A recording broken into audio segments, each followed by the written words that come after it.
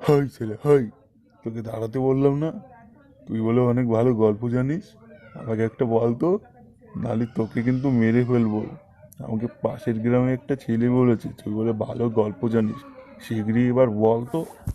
তাহলে শোনো কাকু, তাহলে গল্প বলছি।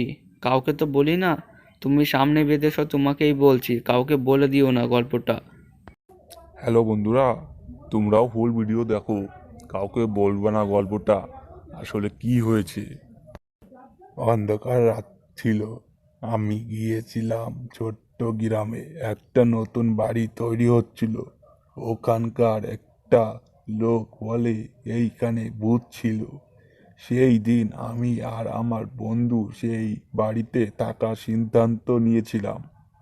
ধীরে ধীরে আমার বন্ধু বুঝতে পারলো সেখানে কিছু একটা অদ্ভুত আছে। রাতে ছায়া লুকিয়ে পড়লাম, বন্ধু আর কিসের আওয়াজ শুনতে পেল। ধীরে ধীরে কাছে গেলাম, দেখতে পারলাম না